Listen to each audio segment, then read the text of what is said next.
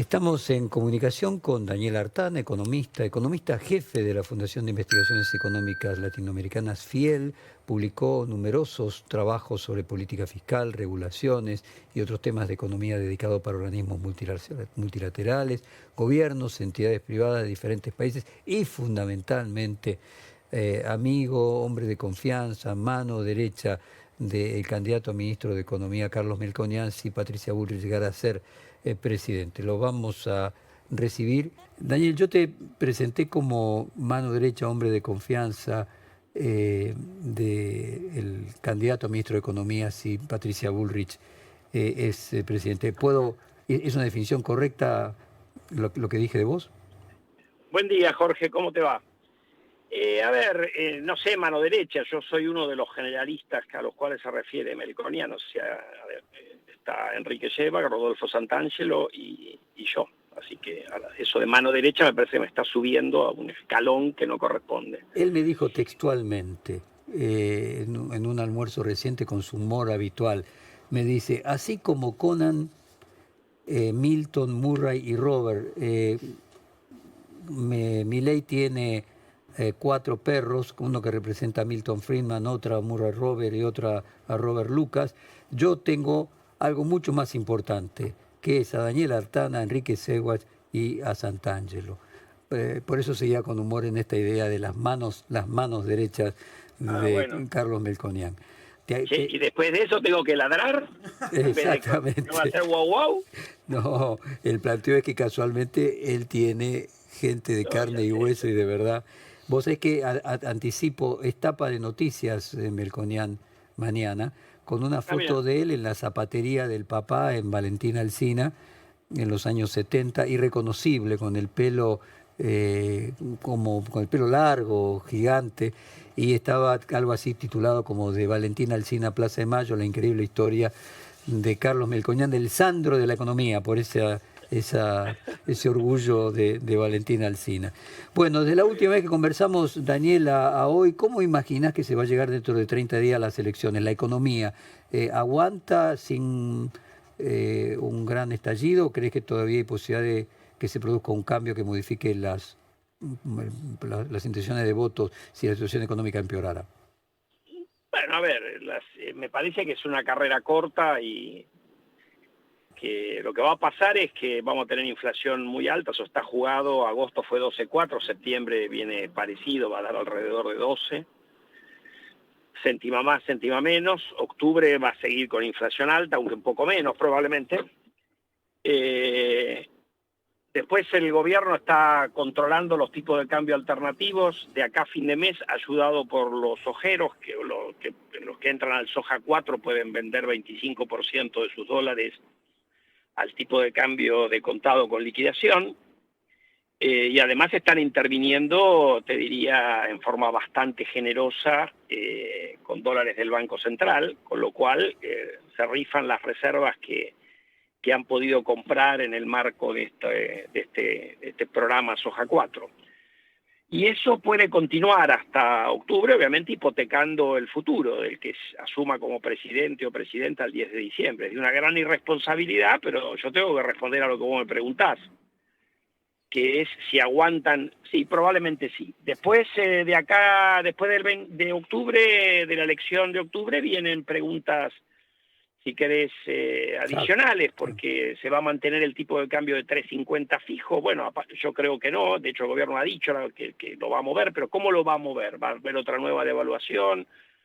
¿Va a haber un deslizamiento mensual como venían haciendo previo a esta devaluación que hicieron a mediados de agosto? Eso yo creo que va a depender del resultado electoral, porque si hemos tenido esta dosis de populismo berreta, por ponerlo de alguna manera, previo a octubre, si Massa entra en el balotaje, uno debería esperar que eso se potencie, ¿no? A ver, con lo cual rifarán todas las reservas que puedan del Banco Central, dejando todavía una herencia más pesada para los que lo sucedan, si eventualmente, o si él se sucede a sí mismo, digamos, o sea, si él le toca ser presidente. Imaginemos los 3 escenarios entonces, Daniel. Está claro que vos decís, lo más lógico es que se llegue sin sobresaltos a las elecciones ahora en octubre, y la pregunta es, depende del resultado, lo que suceda a partir de allí en el trayecto o hasta noviembre o hasta diciembre si no hubiera segunda vuelta. Entonces, si triunfase Milei en primera vuelta, desaparecerían los incentivos de Massa en ningún Sí. sentido. También aparecen otros problemas, digamos, porque la pregunta ahí es que vos fíjate lo que ha pasado, que curiosamente sorprendió, me parece a mí, el que Milei saliera primero en las primarias. Ujú. La segunda fuerza fue una fuerza, si querés, también más pro mercado que el tercero, que fue el oficialismo. Y sin embargo, a pesar de ese triunfo de Milei, tenemos el riesgo país para arriba y las acciones medidas en dólares para abajo. Ujú. ¿Qué está pasando ahí? Y yo creo que eso uno lo puede explicar por dos cuestiones. Una, que haya dudas sobre la capacidad sobre la gobernabilidad, porque por más que repita o mejore el resultado de la PASO, va a tener un porcentaje chico de los diputados y senadores, pero sobre todo además porque no hay programa económico, lo que hay son títulos. O sea, a mí me da hasta risa cuando algunos de los trolls que te critican por Twitter te dicen, miren el programa que tiene, o el mismo Milei ha dicho, nosotros somos los únicos que hemos presentado un programa económico, presentó títulos. En cuanto empezaste a rascar algún título como dolarización, se cayó como un castillo de naipes. Entonces, yo creo que la falta de precisión respecto de quién va a ser su equipo económico y la falta de precisión respecto de cuál va a ser su programa, con un poco más de detalle, lleva a generar una gran incertidumbre, porque si en realidad lo que vamos a tener el 10 de diciembre es alguien que va a tratar de aprender el trabajo a partir de ahí, la economía no te da ese espacio, porque vos tenés una economía, el kirchnerismo te va a dejar una situación muy delicada. Entonces, mejor que tenga claro, si Milei es presidente, qué es lo que tiene que hacer rápidamente. Y viste, hasta ahora lo que has tenido es dolarización, motosierra, el ajuste lo va a pagar la casta y bla, bla, bla, bla, bla. Todos discursos para la tribuna, ¿no? Entonces, Y los mercados miran otras precisiones. La gente sofisticada no se queda con el discursito de la tribuna.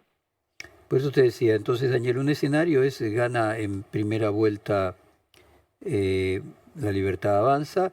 En ese caso, esta incertidumbre se potencia y al mismo tiempo los incentivos de Massa por seguir siendo competitivo desaparecen y probablemente ahí sí tengamos una corrida en algún sentido, algún shock económico en algún sentido.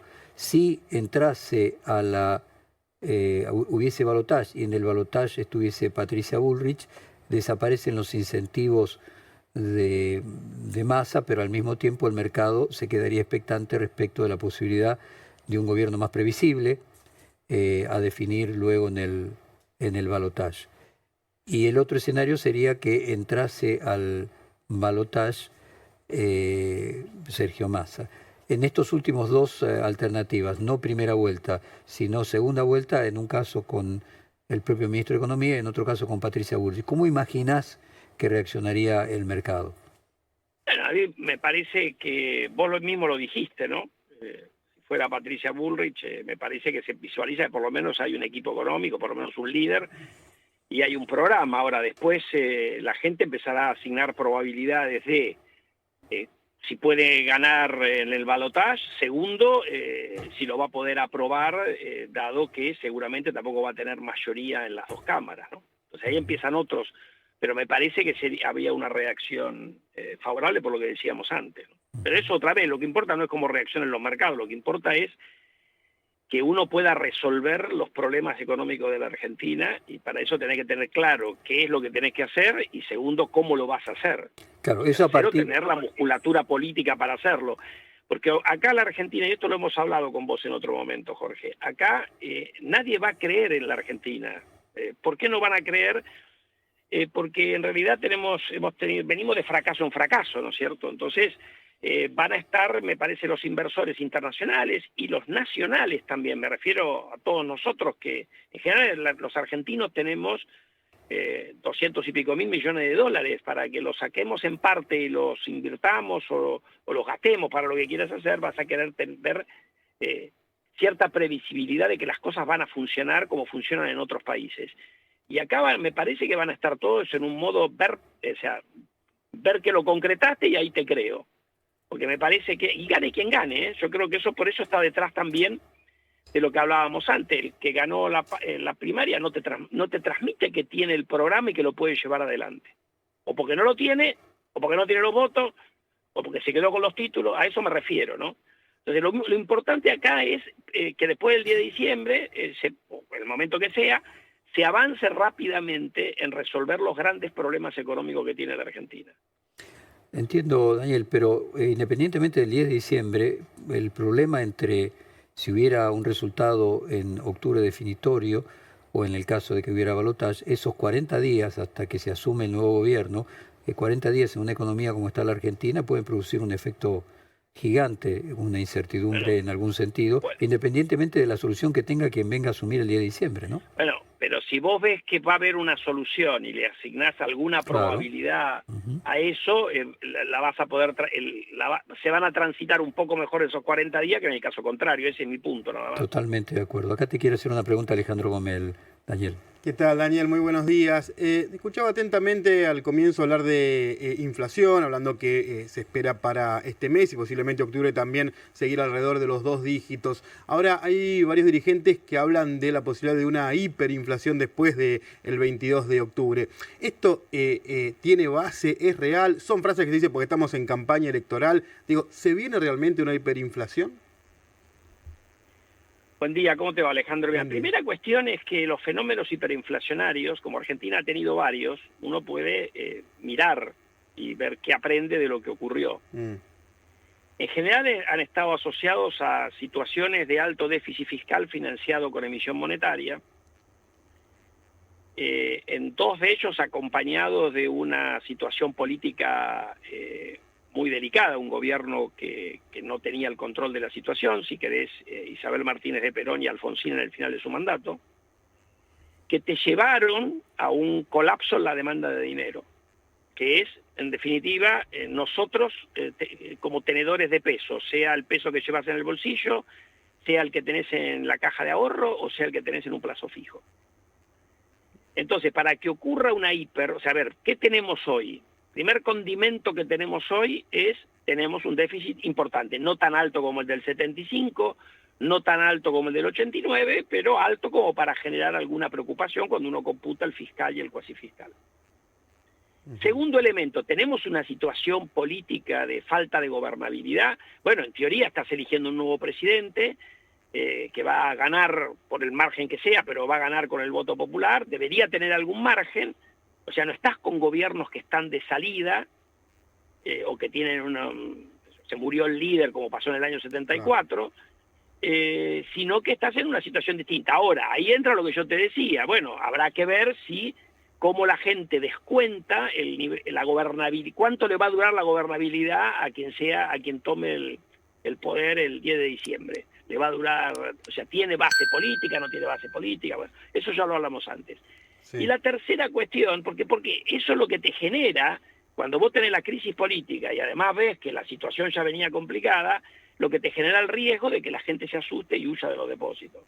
Yo no veo eso de acá al 10 de diciembre, por el análisis que acabo de hacer. Bien. Eso no quiere decir que no vamos a vivir una inflación alta. Después está la discusión de qué es hiper, porque hay economistas que dicen ya estamos en hiper, porque esta tasa de inflación extravagante, comparado con lo que hay hoy en el resto del mundo, y hay otros que dicen no, tiene que ser 50% mensual, y no hay una base que te diga, esto es una inflación extravagante, lo que estamos hablando es si se vuelve más extravagante, hay que ponerle un número, vos me decís, ¿hay riesgo que nos vayamos a 20-30% de inflación mensual de acá a diciembre? A mí me parece que ese riesgo es muy bajo. Bien, clarísimo. Pero lo que sí digo es que gracias a estas medidas populistas que ha adoptado el gobierno, lo que tenés es riesgo de que esta inflación alta se mantenga elevada también en la primera parte del 2024, condicionando al nuevo gobierno. Daniel, por tu propia experiencia, y cuando vos ves, como marcabas, que las acciones están en baja, ¿crees que los empresarios, que el mercado, tienen razón en desconfiar de la posibilidad de gobernabilidad de una persona que nunca tuvo experiencia pública como Javier Milei? ¿O crees que podría alguien sin experiencia pública, si se rodea de las personas adecuadas, llevar adelante un gobierno razonable? Mira, yo creo que yo lo analizamos antes, te lo mencioné antes, ¿no? Hay un tema de la gobernabilidad que tiene que ver con volumen político, si vos querés. Pero yo creo que también hay un tema de equipo de gobierno, del cual se conoce poco. Eso no quiere decir que no pueda... Porque, a ver, los economistas que rodean a Milei son muchos de ellos gente de primer nivel, pero ninguno, o la mayoría de los muy respetados que tienen experiencia de gobierno, como Roque Fernández, aparentemente no estaría dispuesto a volver a tomar un cargo de importancia. Entonces la pregunta es, ¿quién va a ser su equipo de gobierno? Esto vale para la economía como para otras áreas. Y después está el programa que querés llevar adelante. Porque otra vez, ¿viste? Empezamos con una motosierra que iba a cortar 15 puntos del PBI, después bajaron a 5, después hablaron de eliminar la inversión pública. Yo digo, qué fantástico, ¿no? Usando como ejemplo Chile. Chile tiene una inversión pública que es 3,5% del PBI. Entonces muchas de las propuestas ni siquiera resisten una comparación simple con los datos. O yo no sé, ¿vos recordás, por ejemplo, cuál fue la opinión de Milei cuando Alberto Fernández cambió el avión presidencial y se patinó 25 millones de dólares? ¿Y qué pensás del apoyo, el voto positivo de Milei en la modificación de la cuarta categoría de impuesto a las ganancias, en consonancia con el gobierno? Esa es una decisión de casta política. O El sea, que vino a limpiar la casta toma decisiones tipo casta política. uh-huh. Y te voy a dar un ejemplo nada más. Mira, en el debate se dijo, y lo han dicho algunos, a ver, hubo algo parecido en el 19. Sí, es verdad. Y fue un error como lo es ahora. Porque si vos haces una macana y yo en vez de corregir la macana, hago otra, los problemas no se resuelven nunca.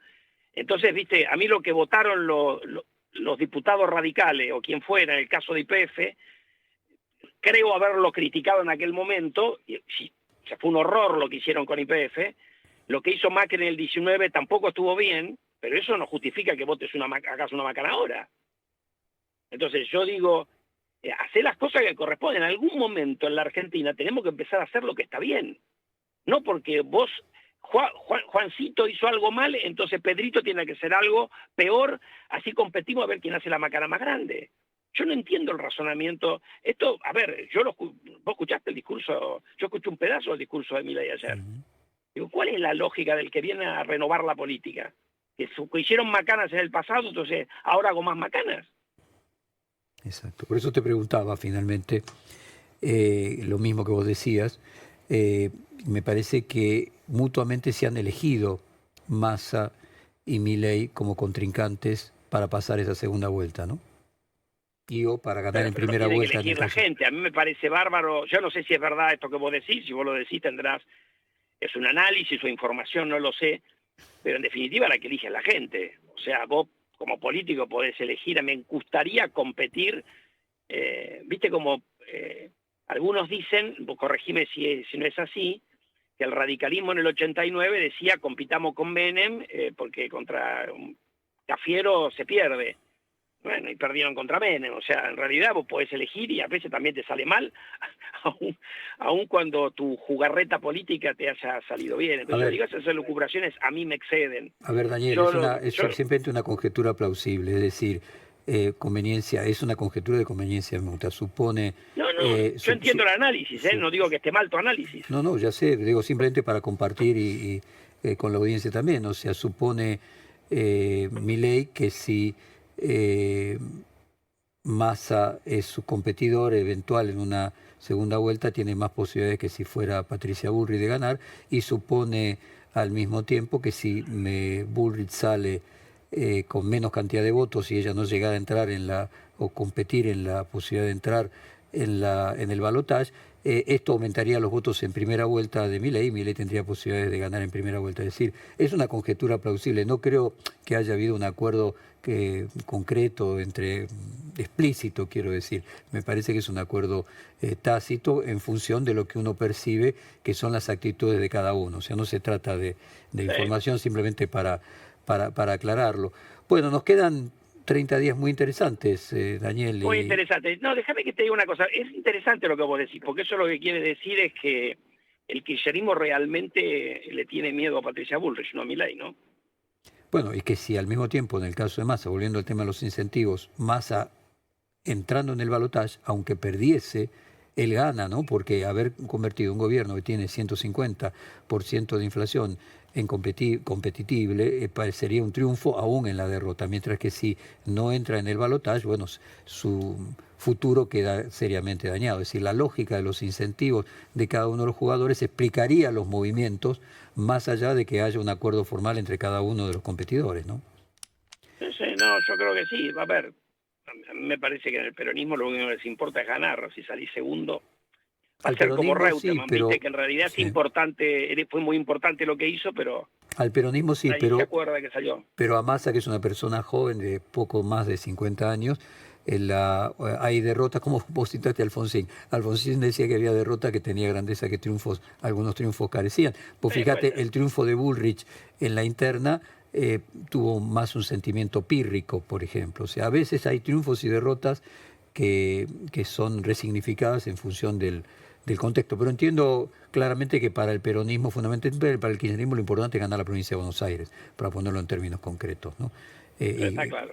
Bueno, Daniel, muy interesante como siempre reflexionar juntos. Te mando un abrazo grande y te volvemos a despedir con la versión en español de la canción Money de ABBA. Hasta un próximo encuentro. Muchas gracias. Gracias. Acabamos de hablar con Daniel Artana, economista, jefe de la Fundación Fiel.